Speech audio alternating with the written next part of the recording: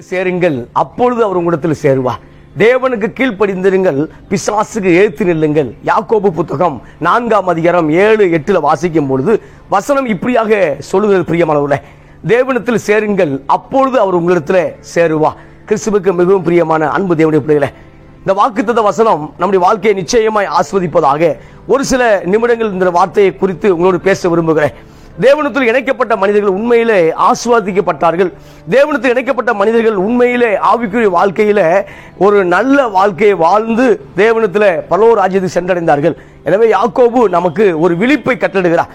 யாக்கோபு நமக்கு ஒரு ஆவிக்குரிய வார்த்தை இந்த இடத்துல பதிவு செய்கிறார். தேவனிடத்தில் சேருங்கள், அப்பொழுது அவர் உங்களிடத்தில் சேருவார். இந்த காலை வேளையில ஒருவர்கிட்ட நாம் பேசும் பொழுதுதான் அவர் மற்றவருக்கு நமக்கு அந்த காரியத்தை விவரிக்க முடியும். நாம் ஒருவர்கிட்ட ஏதாவது ஒரு பாஷையிலே மொழியிலே தொடர்பு கொள்ளாமல் அவர் நம்மிடத்தில் தொடர்பு கொள்ள முடியாது.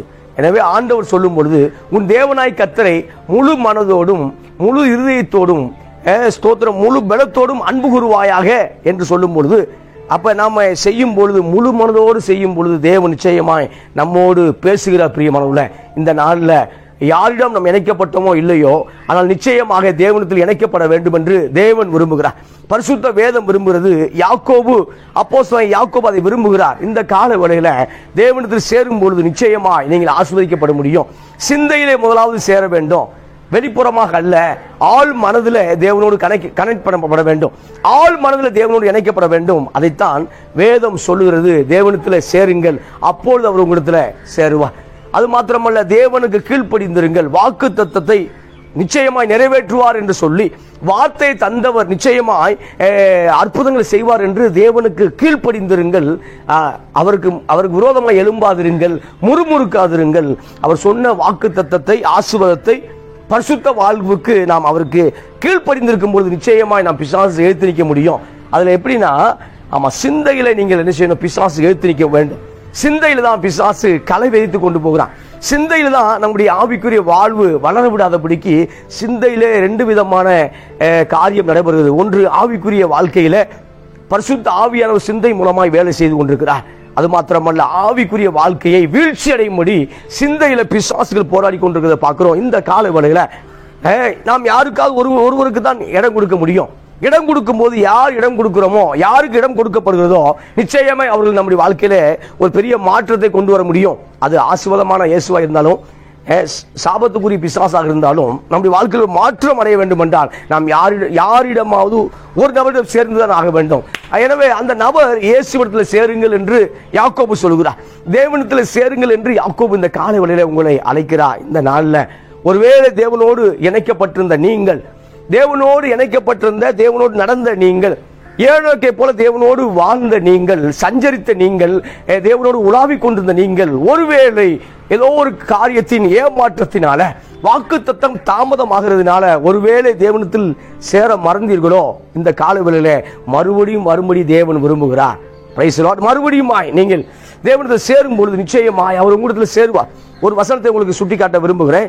பழைய ஏற்பாட்டில் ஒரு மனிதன் தேவனோடு இணைக்கப்பட்டிருந்த பொழுது, பழைய ஏற்பாட்டில் ஆசா ராஜாவை குறித்து வாசிக்கிறோம். 1 நாளாகமம் புத்தகம் 14ஆம் அதிகாரத்தில் வாசிக்கும் பொழுது, 2 நாளாகமம் புத்தகம் 14ஆம் அதிகாரத்தில் வாசிக்கும் பொழுது, 14ஆம் அதிகாரம் 4 வாசிக்கும் பொழுது, தங்கள் பிதாக்களின் தேவனாய் கர்த்தரை தேடவும் நியாயப்பிரமாணத்தின்படி கற்பனைப்படியும் செய்யவும் யூதாவுக்கு கற்பித்து யூதாவுடைய எல்லா பட்டணங்களிலுமிருந்து மேடைகளையும் விக்கிரகங்களையும் அகற்றினான். அவனுக்கு முன்பாக ராஜ்யம் அமெரிக்கா இருந்தது. கர்த்தர் அவனுக்கு இளைப்பாறுதலை கட்டளையிட்டதினால் அந்த வருஷம் அவனுக்கு யுத்தம் இல்லாமல் இருந்தது. தேசம் ஒரு 10 ஆண்டுகள் அமெரிக்காக சமாதானமாக இருந்தது. இந்த இடத்துல வாசிக்கும் பொழுது ஆசாவை குறித்து வாசிக்கிறோம். அபியாவுடைய சன்னை குறித்து, ஆசாவை குறித்து 2 நாளாகமம் 14ஆம் அதிகாரத்தில் வாசிக்கிறோம். அப்ப அவனுக்கு முன்பாக தேசம் அமெரிக்காக இருந்தது. அவனுக்கு முன்பாக தேசம் சமாதானமாக இருந்தது. அது காரணம் என்னவென்றால், அவன் தேவனிடத்தில் சேருகிற மனிதனாக காணப்பட்டான். எப்பொழுதும் தேவனை சேவிக்கிற மனிதனாக, தனக்கு முன்பாக இருக்கக்கூடிய அந்த அசுத்த வல்லமைகளை அவர் துடைத்து போட்டவனாக இருந்தார். அதில் வாசிக்கும் பொழுது விக்கிரகங்களை அகற்றினான், தேவையற்ற காரியத்தை அகற்றினான். இந்த கால வேளையில உன்னுடைய பாவம் என்கிற விக்கிரகத்தை அகற்றும் பொழுது, அசுத்தம் என்கிற விக்கிரகத்தை அகற்றும் பொழுது, தேவையற்ற மனிதர்கள் என்கிற விக்கிரகத்தை அகற்றும் பொழுது, தேவையற்ற சேர்க்கை என்கிற விக்கிரகத்தை அகற்றும் பொழுது நிச்சயமாய் நாம் தேவனிடத்தில் சேர முடியும். நம்மிடத்தில் தேவனிடத்தில் சேரக்கூடாதபடி தடையாக காணப்படக்கூடிய காரியம் என்னவென்றால் அவிசுவாச மனிதர்கள், அல்லது நமக்குள்ள காணக்கூடிய அவிசுவாசம். தேவனிடத்தில் அவர் எழுதி கொடுத்த வேதத்தை வாசிக்க வருவதில்லை. தேவன் நமக்கு வெளிப்படுத்தின அந்த தியானத்தை, அந்த பரிசுத்த வேதாகமத்தை தியானிப்பதில்லை. இதெல்லாம் தியானிக்க மறக்கும் பொழுது நாம் நிச்சயமாக தேவனிடத்தில் சேரவே முடியாது. பிரியமானவர்களே, இந்த நாளில் தேவனிடத்தில் சேர வேண்டும் என்றால் நிச்சயமாய் அவர் நமக்கு சொன்ன அந்த கற்பனைகளையும் அந்த காரியங்களையும் நாம் கை கொள்ளும் பொழுது நிச்சயமாக தேவனிடத்தில் சேர முடியும். ஆனால் ஆசா பார்க்கும் பொழுது, ஆசா ஒரு ராஜா தான், அவன் ஒரு தீர்க்கதரிசி அல்ல, அவன் தேவனுடைய ஊழியக்காரன் அல்ல. ஆனாலும் ஒரு தனிப்பட்ட மனிதன் தேவனோடு சேரும் பொழுது தேசத்துக்கு ஒரு அசைவை உண்டாக்க முடியும் என்று வேதம் பதிவு செய்யறதை பார்க்கிறோம். இந்த காலவெளியில தேவன் தேடக்கூடிய ஆசாவாக நீங்கள் இருக்கிறீர்கள். அருமையான மகனே, மகளே, அருமையான சகோதரா, சகோதரியே, இந்த நாளில் ஆசா தேவனோடு இணைக்கப்பட்ட வாழ்வை வாழ்ந்த பொழுது ஒரு அற்புதமான வாழ்க்கையை அவன் வாழ்க்கையில தேவன் கட்டளையிட்டார்.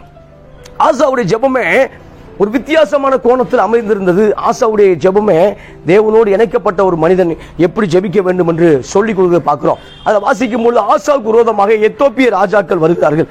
ஆசாவுக்கு விரோதமாய் 10 லட்சம் பேர் அவனுக்கு விரோதமாய் வருகிறார்கள். ஆனாலும் அவனுடைய இருதயம் கலங்கவில்லை. அவன் தேவனுக்கு முன்பாக சென்றடைந்தது பார்க்கிறோம். உதவி செய்யும்படி பக்கத்து நாட்டுக்கு உதவி செய்யும்படி ஏதோ ஒரு காரியத்துக்கு அவன் சொல்லவில்லை. மாறாக தேவ சமூகத்தில் அவன் போய் நின்றதை பார்க்கிறோம். இந்த நாளில் உதவி செய்யும்படி தேவனுடைய கரம் உண்மையில் இருக்கிறது. அன்பு சகோதரா, உதவி செய்யும்படி கத்த இந்த காலை வேளையில உன்னுடைய பவனத்தில், உன் வீட்டில் கத்துடைய மகிமை வெளிப்பட போகிறது. எனவே இந்த நாளில் உங்களுக்கு உதவி எதில் தேவைப்படுதோ, எந்த டிபார்ட்மெண்ட்டாக இருக்கலாம், எந்த தொழிலாக இருக்கலாம், ஊழியங்களாக இருக்கலாம், எந்த காரியத்தில் இருந்தாலும் தேவனுடைய உதவி இந்த நாளில் உங்களை சந்திக்கிறது பிரியமானவர்களே. எனவே நாம் என்ன செய்ய வேண்டும் என்றால், ஆசா என்ன ஒரு முடிவெடுத்தார்னா, தனக்கு விரோதமாய் 10 லட்சம் பேரோடு எதிர்த்து நிற்கக்கூடிய அந்த எத்தோப்பிய ராஜாவுக்கு பயப்படவில்லை, அதை குறித்து கலங்கவில்லை. மாறாக தேவ சமூகத்தில் தன்னை சேர்கிறவனாக நிரூபித்ததை பார்க்கிறோம். ஏனென்றால் தேவனிடத்தில் சேர்கிறவன் அவர் உண்டென்று நம்பக்கூடியவனாக இருக்கிறான்.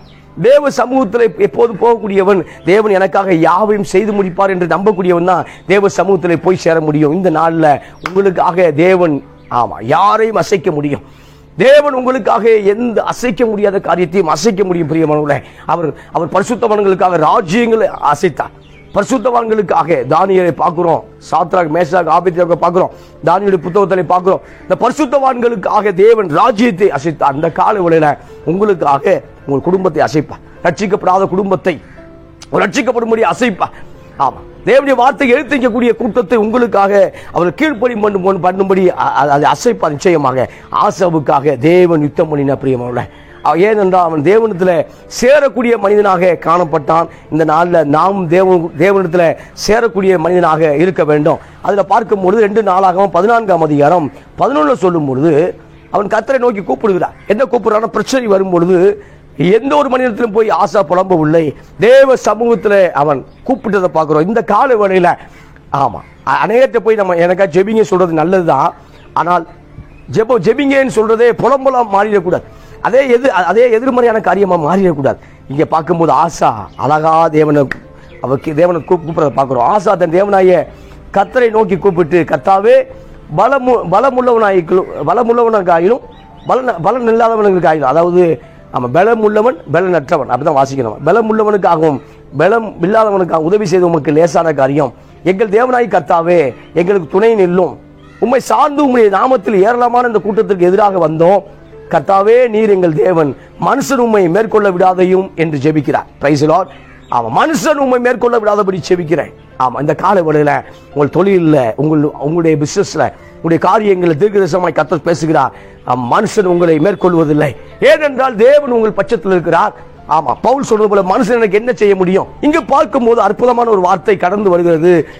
மனுஷன் உம்மை மேற்கொள்ள விடாதபடி செய்யும். ஏன்னா எத்தோப்பிய ராஜா ஜெயித்தார் என்றால் நீ தோற்று போவீர் அர்த்தம். நீர் எனக்குள்ள இருக்கிறீர். ஆசா சொல்லக்கூடிய ஸ்டேட்மெண்ட், நீ எனக்குள்ள இருக்கிறீர். எனவே அப்ப நான் தோற்று போவது நீ தோற்று போனதாக சமமாக இருக்கிறது என்று சொல்லி அழகா ஆண்டவர் கோர்த்து விடுறதை பார்க்கிறோம். இந்த நாள்ல ஜெபம் என்பது அவரை மூவ் பண்றதுதான் ஜெபம். ஜெபம் என்பது அவரை செயல்படக்கூடிய, அவரை முன்னோட்டம் அனுப்புவதுதான் ஜெபம். இந்த நாள்ல நல்லா ஜெபித்து விட்டும் நம்மளே பிரயாசப்படுகிறோம், நல்லா ஜெபித்து விட்டும் நம்மளே போராடி கொண்டிருக்கிறோம், நல்லா ஜெபித்து விட்டும் வாக்குத்தத்தத்தை வசனங்களை அறிக்கை செய்தும் நாம் போராடி கொண்டிருக்கிறோம். பிரியமானவர்களே, இந்த கால வேளையில ஆசா சொல்லக்கூடிய ஜெபம், பலம் உள்ளவனுக்கும் பலன் அற்றவனுக்கும் உதவி செய்வது உமக்கு லேசான காரியம். எனவே உம்மை சார்ந்து வந்திருக்கிறோம். இந்த ஏராளமான கூட்டத்திற்கு உம்மை சார்ந்து வந்திருக்கிறோம். நீர் யுத்தம் செய்யும்.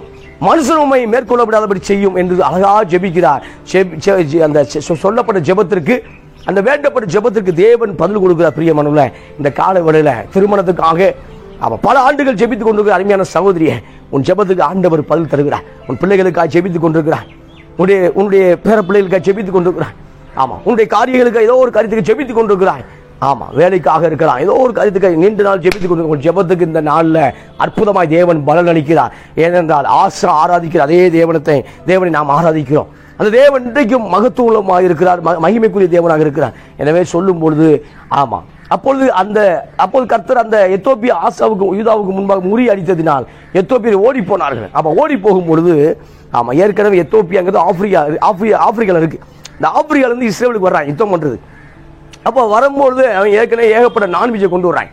அவன் வரும்போது அந்த 10 லட்சம் பேருக்கு தேவையான உணவுகளை கொண்டு வருகிறார்கள். அந்த 10 லட்சம் மக்களுக்கு தேவையான, போர் வீரர்களுக்கு தேவையான எல்லா திங்ஸையும் கொண்டு வந்துட்டு இருக்காங்க. அதில் பார்க்கும்போது ஆடுகள் இருக்கிறது. ஆமாம், சில ஒட்டகங்களை சமைக்கிறது கொண்டு வந்திருக்காங்க. அப்போ சில காரியத்தை கொண்டு வந்திருக்காங்க. ஆனால் இவர் எல்லாவற்றையும் போட்டுட்டு ஓடிட்டான். அதை முறியடித்தார்கள், அதை எடுத்துக்கொண்டார்கள். இந்த காலை வேளையில் ஒன்றிருந்து சத்துரு எடுத்துக்கொண்ட காரியத்தை, ஒன்றிருந்து சத்துரு எடுத்துக்கொள்ள போக நினைக்க வேண்டிய காரியத்தை இந்த நாளில் கர்த்தர் திரும்ப டேபிள் டான் திரும்ப உனக்கு கொடுப்பார் என்று கர்த்தர் தீர்க்கதரிசனமாய் சொல்லுகிறார். இப்பொழுது ஆசாவிட்டிருந்து எடுத்துக்கொள்ள வேண்டும் என்று நினைத்த எத்தோப்பியர் கூட்டங்கள், சூப்பர்ல, வா, ஆசா ராஜாட்டிருந்து அந்த இஸ்ரவேலிருந்து எடுத்துக்கொள்ள வேண்டும் என்று நினைத்த கூட்டங்கள் இப்பொழுது எல்லாம் இழந்து போனதை பார்க்கிறோம். எனவே கர்த்தர் சொல்லுகிறார், இழந்து போனதை தேடவும் ரட்சிக்கவுமே மனுஷகுமாரன் வந்திருக்கிறார். அந்த கால வேளையில நீ இழந்த உறவுகள், நீ இழந்த அற்புதங்கள், நீ இழந்த காரியங்களை மறுபடியும் கர்த்தர் அந்த கால வேளையில திரும்ப கொடுக்கிறார். அருமையான மகளே, சகோதர சகோதரி, எனவே இந்த நாளில் நீ சொல்ல வேண்டிய வார்த்தை, ஆண்டவரே பலம் உள்ளவனுக்கும் ஆண்டவரே பலன் இல்லாதவனுக்கும் உதவி செய்து உமக்கு லேசான காரியம் ஆண்டவரே இந்த நாளில் உதவி செய்யும். மனுஷன் உம்மை மேற்கொள்ள விடாதையும் ஆண்டவரே, நாங்கள் ஜீவனுள்ள தேவனை ஆராதிக்கும்படி நீ எனக்கு ஒரு விஷயம் உதவி செய்யும். நாங்கள் ஜீவனுள்ள தேவனை ஆராதிக்கிறோம் என்பதை அவர் உணர்ந்து கொள்ளும்படி இந்த நாளில் எங்கள் வாழ்க்கையில் அற்புதம் செய்யும். ஆண்டவரை ஜெபிக்க வேண்டும். ஆண்டவரே, அவருக்கு முன்பாக நாங்கள் தாழ்த்துப்பட்டு போகக்கூடாதப்பா. அவர்களுக்கு முன்பாக நாங்கள் பலன் இல்லாதவர்களைப் போல காணப்படக்கூடாது. அவர்களுக்கு முன்பாக நாங்கள் கர்த்தரை ஆராதி தோற்று போனவர்களைப் போல காணப்படக்கூடாது. ஆண்டவரே, எனவே எங்களை ஆசீர்வதியும் என்று நீங்கள் ஜெபிக்கும் பொழுது இந்த நாளில் உங்கள் வாழ்க்கையில் ஒரு பெரிய ஒரு விடுதலை உண்டாகும். பிரியமானவர்களே, உங்களை எதெல்லாம் அழுத்தி கொண்டு அந்த அந்தகார மேகங்கள் ஸ்தோத்திரம் இயேசுவின் நாமத்தில் வெளியே போகிறது. அந்தகார மேகத்திலிருந்து கர்த்தர் உங்களை வெளியே கொண்டு வருகிறார். உங்கள் வீட்டுக்குள்ள வெளிச்சம் உண்டாகிறது. உங்கள் வாழ்க்கைக்குள்ள ஸ்தோத்திர அற்புதங்கள் உண்டாகிறது. சகோதரா, அற்புதங்கள் உண்டாகுது. அன்பு சகோதரியே, இப்ப ஆசா ஜெபிக்கிற ஜெபத்துக்கு கர்த்தர் பதிலளித்தார். ஏனென்றால் ஆசா எப்பொழுதும் தேவனோடு இணைக்கப்பட்ட மனிதனாக இருந்தார்.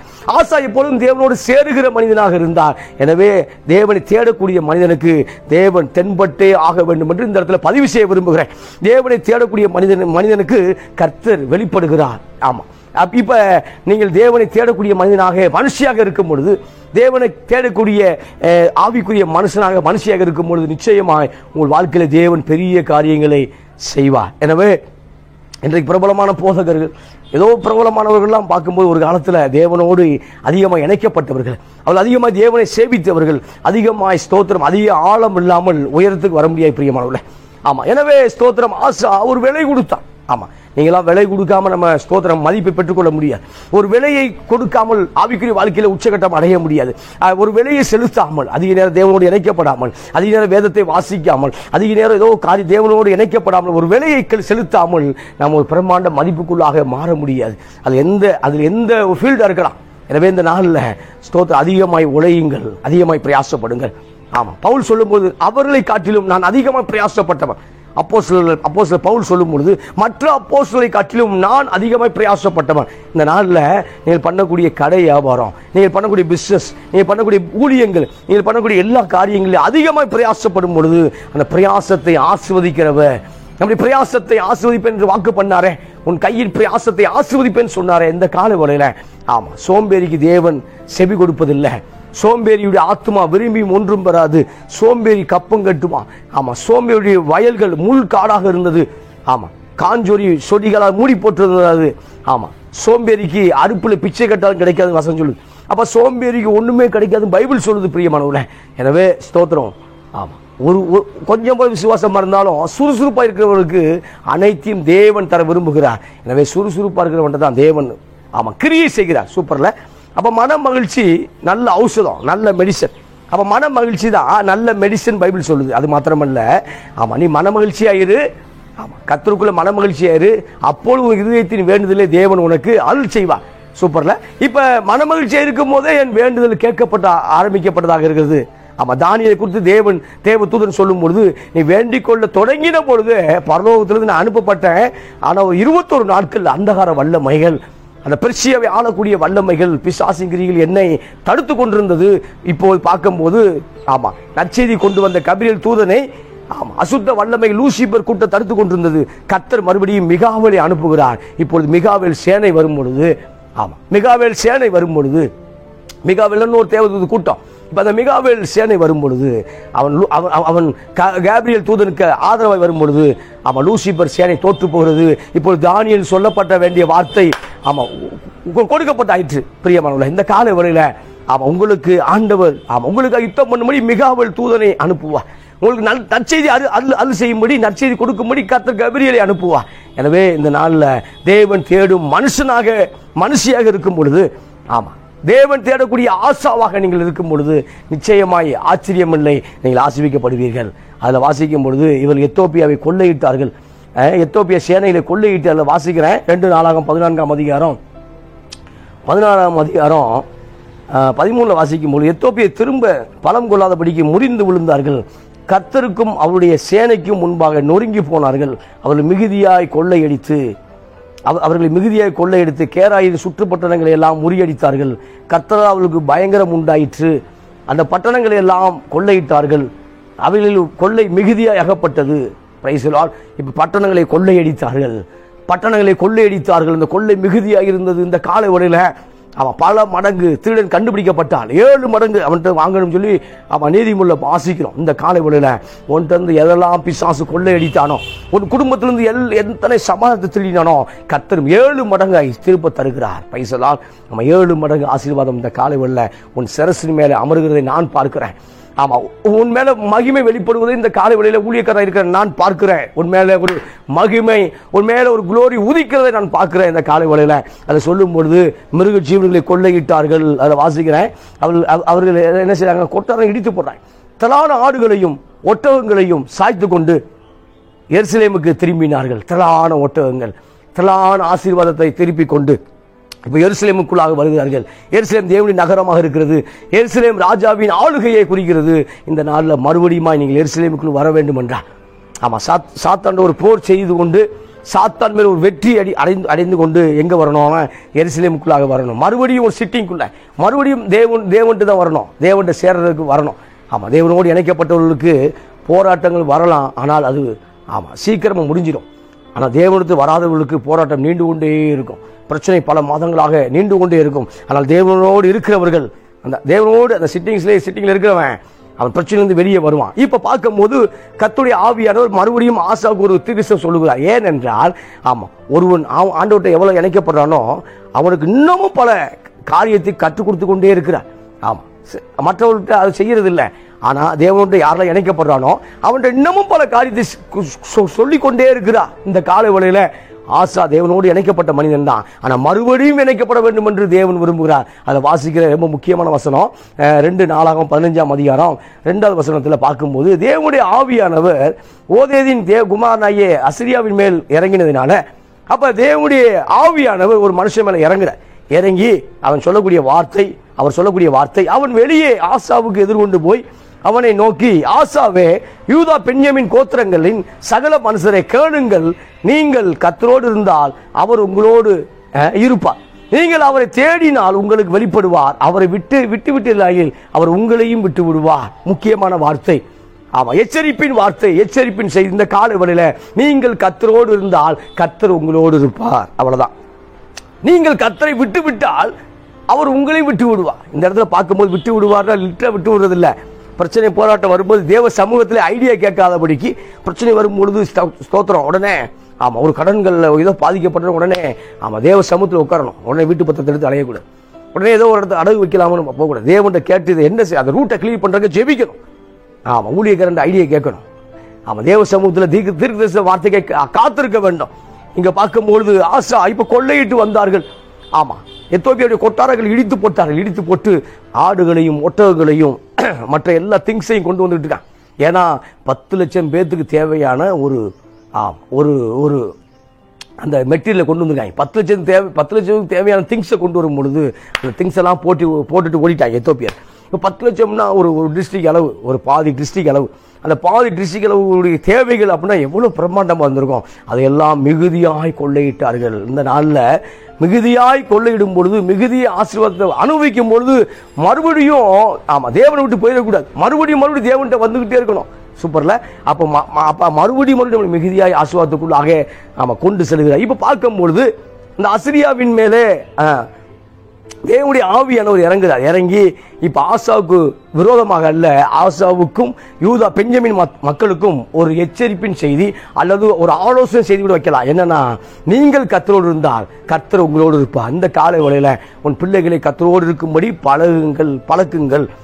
ஆமா, உங்களுடைய மனைவி, உங்களுடைய கணவன், உங்களுடைய குடும்பம் கர்த்தரோடு இருக்கும்படி பழக பிரயாசப்படுங்கள். சூப்பர்ல.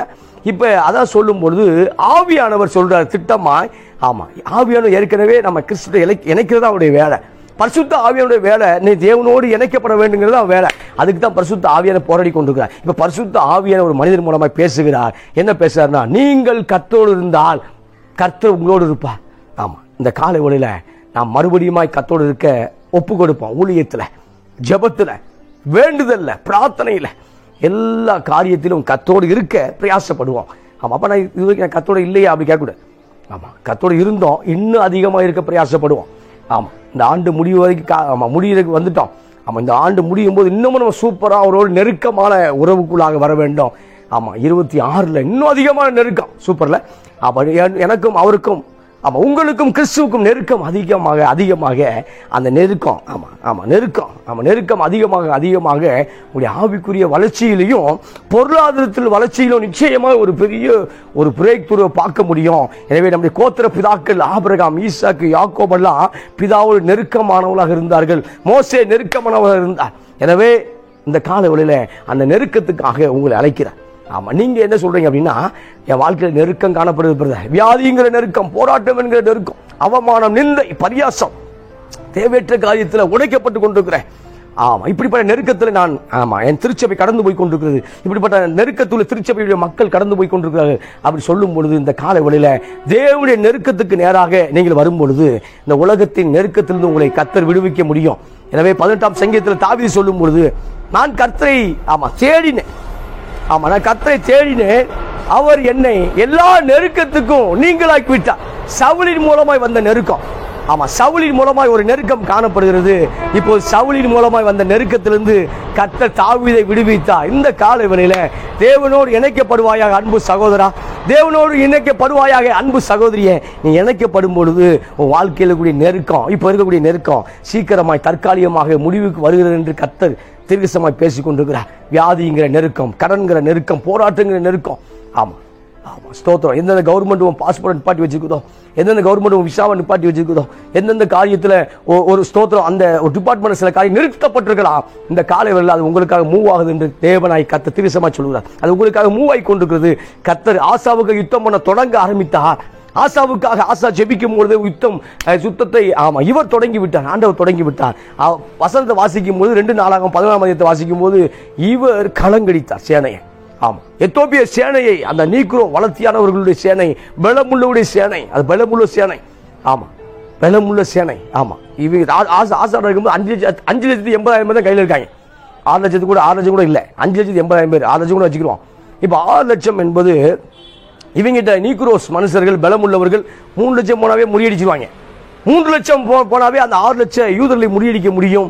ஏனால் பலமுள்ளவர்கள் நீக்ரோஸ், ஆப்பிரிக்கன்ஸ். ஆனா இங்க பார்க்கும்போது 10 லட்சம் பேர் போகும்பொழுது நிச்சயமாய் வாய்ப்பே இல்லை. ஆனால் கர்த்தர் அந்த இடத்துல யாருக்காக நின்றார் என்றால் ஆசாவுக்காக நின்றார். இந்த காலை வேளையில உங்களுக்கு விரோதமாக இருக்கக்கூடிய பெரிய ஜாம்பவான்கள் இருக்கலாம், பெரிய டிபார்ட்மெண்டாக இருக்கலாம், அரசாங்கமே இருக்கலாம் உங்களுக்கு விரோதமாக.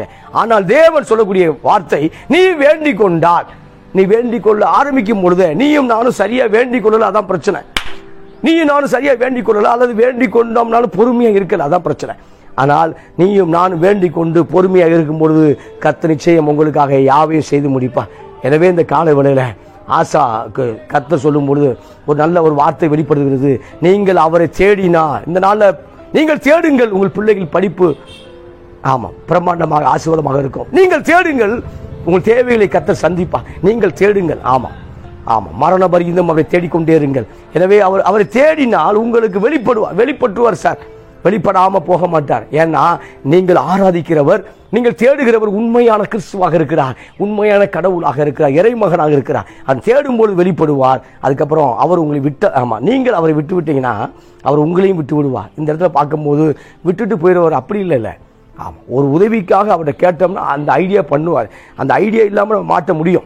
ஒரு செல்ஃபோன் வாங்கணும் அப்படின்னா ஒரு ஐடியாக்காக ஜெபிக்கலாம். அவர்கிட்ட ஒரு சின்ன சின்ன பொருளுக்காக அவர்கிட்ட கேட்கலாம். கேட்காம நம்மளால் பண்ண முடியும். அப்போ கேட்காம பண்ணும்போது மாட்டிக்கிறோம். அந்த ப்ராடக்ட் நமக்கு ஆசீர்வாதமாக இருக்காது. அந்த சில பொருட்கள் நமக்கு ஆசீர்வாதமாக வாழ்வில் அமைவதில்லை.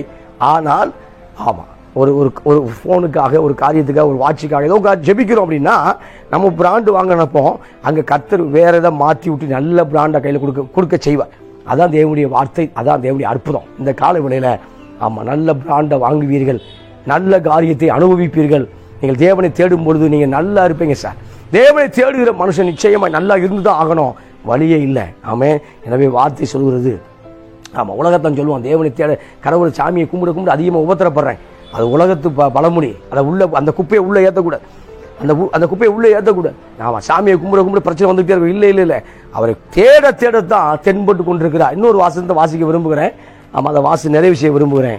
ரோமர் புத்தகம் 8ஆம் அதிகாரம் 28 வாசிக்கும் பொழுது, ரோமர் 8:28 சொல்லும் பொழுது, அன்றியும் அவருடைய தீர்மானத்தின்படி அழைக்கப்பட்டவர்களாய் தேவனிடத்தில் அன்பு கூறுவதற்கு சகலமும் நன்மைக்கு எதுவாக நடக்கும் என்று அறிந்திருக்கிறோம். நீங்கள் தீர்மானத்தின்படி அவருடைய தீர்மானத்தின்படி அழைக்கப்பட்டவர்கள். அன்பு சகோதரா கேட்குதா? அன்பு சகோதரியே கேட்குதா? என்ன கேட்குதா அப்படின்னா, அவருடைய தீர்மானத்தின்படி நீங்க அழைக்கப்பட்டிருக்கிறீங்க. உங்க தீர்மானம் இல்லை, அல்லது உங்களுடைய ஊழியக்காரர் தீர்மானம் இல்லை, உங்களுடைய பெற்றவங்களுடைய தீர்மானம் கூட இல்லை. நீங்க அவருடைய தீர்மானத்தின்படி, அனாதி தேவனுடைய தீர்மானத்தின்படி அழைக்கப்பட்டிருக்கிறீங்க. எனவே தேவனுக்கு அன்பு கூறுவதற்கு அழைக்கப்பட்டிருக்கீங்க. அப்படியே விட்டுறக்கூடாது. நீங்க நாம் அன்பு கூற வேண்டும். அவருக்கு அன்பு கூறும் பொழுது சகலமும் நன்மைக்கு எதுவாக நடக்கும் என்று அறிந்திருக்கிறோம், தீமைக்காக அல்ல. எனவே ரோமர் 8:28 நமக்கு எப்போது முக்கியமான ஒரு வார்த்தை. ரோமர் 8:28 என்பது நம் இதயத்தில் எழுதப்பட வேண்டிய வார்த்தை. என்னென்றால், எனக்கு சகலமும் நன்மைக்கு எதுவாக நடக்கும் என்று நான் அறிந்திருக்கிறேன். ஆமா, தீமை போல காணப்படலாம், பிசாசு தீமை போல சொல்லிக் கொள்ளலாம். இல்லை, நன்மைக்கு எதுவாக ஒரு திட்டம் இருக்கிறது. நன்மைக்கு எதுவாக சகலமும் ஆமா, ஒரு சிலது நடக்கும், ஒரு சில தீமை. அப்படி இல்லை, சகலம் நன்மைக்கு எதுவாக மாத்திரம் தான் நடக்கும். ஏன்னா தேவனுடைய திட்டத்தின் அழைக்கப்பட்டிருக்கிறேன். ஆமா, ஏதோ ஊழியக்காரர் சொன்னதுனால இயேசு ஏற்றுக்கொள்ளல. இல்லை, யாரோ மூலமாய் வந்ததுனால, ஏதோ டிவியை பார்த்த, ஏதோ ஒரு நியூஸ், ஏதோ பேப்பர்ல இயேசுவை பார்த்தா, இல்லை, அவர் தீர்மானத்தின்படி தான் நம்ம அழைக்கப்பட்டதுனால தான் ஆண்டவர் நம்ம ரட்சிக்கவே பட்டிருக்கோம். அதான் மேட்ரு என்னன்னா, ஏற்கனவே ஆமா சகலமும் உண்டாக்கப்படுவதற்கு முன்பாகவே ஆதாம் ஏவாள் படைக்கப்படவே இல்லை. சகலமும் உண்டாக்கப்படவே இல்லை. அதுக்கு முன்னாடியே உங்களுக்கு தெரிந்து கொண்டார். நம்ம அதை தான் கொலைசிய எபேசியெல்லாம் வாசிக்கிறோம். அதுக்கு முன்பாகவே உங்களுக்கு முன்குறிக்கப்பட்டது. ஆமா, அதுக்கு முன்பாகவே நம்ம தெரிந்து கொண்டதுனால தான் உங்களை நடத்தி கொண்டிருக்கிறா. நம்ம அவர்கிட்ட அன்பு கூர்ந்தா மட்டும் போதும். இப்போ என்ன செய்யணும்? சகலம் நன்மைக்கு எதுவாக நடக்கும் என்று அறிந்திருக்கிறோம். எனவே இந்த காலை வேளையில நிறைவு செய்ய விரும்புகிறேன். தேவனிடத்தில் சேருங்கள், பிசாசுக்கு எதிர்த்து நில்லுங்கள். பிசாசு எதிர்த்து நிற்க வேண்டும் அப்படின்னா சிந்தையில் எதிர்த்து நில்லுங்கள். ஆமா, சிந்தையை நோ சொல்லுங்க. உனக்கு வியாதி வரப்போகுது என்று சொன்னா இல்லை, அவருடைய தழும்புகளால் சுகமான என்று எழுதப்பட்டிருக்கிறத. உனக்கு வறுமை வரப்போகுது இல்லை, அவருடைய ஐஸ்வர்யத்தின்படி ஆமா நான் நல்ல வாழ்க்கை வாழுவேன். சிலுவையிலே தரித்திரத்தை ஏற்றுக்கொண்டால் ஐஸ்வர்யத்தை எனக்கு கொடுத்தார் என்று நான் விசுவாசிக்கிறேன். ஆமென். எனவே என் குறைவுகளை அவர் நிச்சயம் நிறைவாக்குவார் என்று நாம் சொல்லும் பொழுது, இதைத்தான் பவுல் சொல்லும் பொழுது அற்புதமாய் சொல்றாரு. 2 கொரிந்தியர் புத்தகம் 10ஆம் அதிகாரம் 5 வாசிக்கும் பொழுது பவுல் அழகாக பதிவு செய்கிறார். நாங்கள் தர்க்கங்களையும் தேவனை அறிகிற அறிவுக்கு விரோதமாய் எல்லா மேட்டிமையும் விரோதமாக்கி எந்த எண்ணத்தையும் கிறிஸ்துவுக்குள் கீழ்ப்படிய சிறைப்படுத்துவதாக இருக்கிறோம். ஆமா, 2 கொரிந்தியர் புத்தகம் 10ஆம் அதிகாரம் 5 சொல்லும் பொழுது எல்லா எண்ணத்தையும் நான் சிறைப்படுத்தி போடுகிறேன். ஆமா, கேத்தலிக் பைபிள் போட்டிருக்கு, எல்லா எண்ணத்தையும் நாங்கள் கைது செய்கிறோம். ஆமா, அதை நாங்கள் கண்ட்ரோல் எடுக்கிறோம், கைது செய்கிறோம், கண்ட்ரோல் எடுக்கிறோம். ஆமா, இந்த கால வேளையில சிந்தனையை கண்ட்ரோல் எடுங்க பிரதர், சிந்தனை கண்ட்ரோல் எடுங்க சிஸ்டர். ஆமா, உங்க சிந்தனை பல நேரம் உங்க கண்ட்ரோல் விட்டு போயிருது. உங்க கண்ட்ரோல் எடுங்க, சிந்தனையை உங்க கண்ட்ரோல் எடுத்துட்டு அதை அப்படியே அவர்கிட்ட மாத்துங்க. ஆண்டவரே ஆமா நீங்க கண்ட்ரோல் பண்ணுங்க. Price the Lord. எனவே கட்டுக்கடங்காத அந்த சிந்தனை அலையக்கூடாது. தவறான கட்டுக்கடங்காத மாம்ச சிந்தனைகள்ல அலையக்கூடாது. கட்டுக்கடங்காத கொலை வெறி, கட்டுக்கடங்க தேவையில்லாத தேவையற்ற வெறி, பழி வாங்கக்கூடிய வெறி, ஆமாம், அதெல்லாம் ஆமாம், இதெல்லாம் எடுத்துட்டு ஒரு சிந்தனை கண்ட்ரோல் எடுங்க, அதை கைது செய்யுங்கள் என்று பைபிள் சொல்லுது. எனவே இந்த காலவெளியில் பிசாசு புகட்டக்கூடிய எதிர்மறையான எண்ணங்கள், பிசாசு எங்களுக்கு விதைக்கக்கூடிய தேவையற்ற எண்ணங்களை நாங்கள் என்ன செய்யறோம்னா கிறிஸ்துவுக்குள்ளே அதை என்ன செய்கிறோம், கீழ்படுத்துகிறோம், அதை சிறைப்படுத்துகிறோம், கீழ்ப்படிய பண்ணுகிறோம். சூப்பர்ல, கீழ்படுத்துகிறோம், சிறைப்படுத்துகிறோம். ஆமாம், அதை நாங்கள் கீழ்ப்படிய பண்ணுகிறோம். ஆமாம், சுருக்கமாக சொன்னால் அதை ஆளுகை செய்கிறோம். அந்த எண்ணங்களை இப்போ அந்த எண்ணங்களை நாங்கள் ஆளுகை செய்கிறோம்யா, அந்த எண்ணங்களை எங்களை ஆளுகை செய்ய விடலை, அந்த எண்ணங்களை நாங்கள் கண்ட்ரோல் எடுக்கிறோம் சொல்றார். பிரைஸ் இந்த காலை வேளையில் ஆமாம், கிறிஸ்துவுடைய எண்ணங்களால் நிரப்பப்படுங்கள். எனவே பவுல் சொல்லும்போது கிறிஸ்துவின் சிந்தையே நமக்கு ஆமாம் இருக்க கடவுள். கிறிஸ்துவின் சிந்தை என்ன, எப்போதும் ஆமாம் தேவையை குறித்து அவர் பேசவே இல்லை, பஞ்சாயத்து பண்ணவே இல்லை, நாளையை குறித்து அவர் பேசவே இல்லை, எதிர்காலத்தை குறித்து அவர் நினைக்கவே இல்லை. ஆமாம், இன்னைக்கு என்ன இருக்கணுமோ இந்த இடத்துல இப்போ ப்ரெசண்டில் அவர் சந்தோஷமாக இருந்தார், ப்ரெசண்டில் தேவ ப்ரெசன்ஸில் என்ஜாய் பண்ணிக்கிட்டே இருந்தார், ப்ரெசண்டில் ஆமாம் அவர் மட்டும்தான் வாழ்ந்தார். சார் இந்த காலை வேளையில் அநேக ப்ரெசண்டில் வாழவே இல்லை, எதிர்காலத்தை பார்த்து வாழ்ந்துகிட்டே இருக்கோம், எதிர்காலத்தை குறித்து பயத்தில் வாழ்ந்துக்கிட்டு இருக்கோம், கடந்த நாட்களில் ஏற்பட்ட தோல்விகளில் அதை நினச்சி துவண்டு போய் வாழ்ந்துக்கிட்டு இருக்கோம். ப்ரெசண்டில் இயேசு மட்டும்தான் சரியாக வாழ்ந்தார். சூப்பரில் நல்ல வெளிப்பாடுல ப்ரெசண்டில் அவர் மட்டும்தான் சரியாக வாழ்ந்தார், பரிசுத்தவான்கள் மாத்திரம்தான் சரியாக வாழ்ந்தார்கள். எனவே தேவன் தரக்கூடிய பரிசுத்தவான் நீ, அன்பு மகனே மகளே, சகோதரா சகோதரியை, தேவன் தரக்கூடிய அருமையான ஆமாம் பிள்ளைகளே, தேவன் தேடக்கூடிய அருமையான பிள்ளைகளே, கர்த்தர் சொல்லக்கூடிய வார்த்தை என்னன்னா ஆமாம் அந்த சிந்தனையெல்லாம் ஆமாம். எனவே தேவனுக்கு கீழ்ப்படிந்திருங்கள், பிசாசுக்கு எழுத்து நில்லுங்கள். ஆமாம், இப்போது பார்க்கும்போது அடுத்து தேவனத்தில் சேருங்கள், அப்பொழுது உங்களிடத்தில் சேருவார். ஆமாம், தேவனுடைய சேருங்க. ஆமாம், ஆண்டவரே உங்களை சேர விரும்புகிறேன்னு சொல்லுங்க, நேரத்தை ஒதுக்குங்க, டயத்தை ஒதுக்குங்க. ஆமாம், சோசியல் மீடியாவிலேருந்து வெளியில் வாங்க. ஆமாம், சோசியல் மீடியாவில் 1 hour 2 hour கொடுங்க, ஒரு நாளைக்கு போதும். ஆமாம், ரொம்ப அதிக நேரம் உட்கார, அதிக நேரம் தேவ சமூகத்தில் ஆமாம் ஆவிக்குரிய புத்தகங்களை தேடி வாசிங்க. மறுபடியும் ஒரு வாசிக்கக்கூடிய காரியம் உங்களுக்குள்ள தொடங்குவதாக. ஆமே, மறுபடியும் ஆவிக்குரிய புக்ஸை வாசிங்க, மறுபடியும் ஆவிக்குரிய இதை புக்ஸ் வாசிக்க நிறுத்தி விட்டோம். ஆமாம், நிறுத்திட்டோம், புக்ஸை வாசிக்க ஆரம்பிங்க. ஆமாம், தனிமையில் புக்ஸ் வாசிக்க ஆரம்பிங்க. ஆமாம், எல்லா காரியத்தையும் ஃபோன்லேயே பண்ணாதீங்க. பைபிள் முதற்கொண்டு ஃபோனில் இது வாசிட்டே இருக்கும், பைபிள் முதற்கொண்டு ஃபோனில் ரீட் பண்ணிட்டு இருக்கோம். ஆமாம், ஆமாம், சில அந்த பரிசுத்தமான வேதாகமம் அதுக்கு முதலிடம் கொடுங்க. ஆமாம், சில காரியத்தை நீங்கள் என்ன செய்யுங்கன்னா ஆமாம் சிறைப்படுத்த ஆளுகை செய்ய கண்ட்ரோல் எடுத்துக்கோங்க. கர்த்தர் உங்களை ஆசீர்வதிப்பார். எனவே தேவன்கிட்ட சேருங்க, அப்பொழுது அவர் உங்களுக்கு என்ன செய்வார், சேருவார். ஆமாம், ரோமர் 8:28 முக்கியமான ஒரு வார்த்தை, சகலமும் நன்மைக்கு எதுவாக நடக்கும். எனவே இந்த நாளில் நீங்கள் ஆசீர்வதிக்கப்பட்டவர்கள், சகலம் உங்கள் வாழ்க்கையில் நன்மைக்கு எதுவாகவே நடக்கும் என்று நான் நிறைவு செய்ய விரும்புகிறேன். கர்த்தர் உங்களை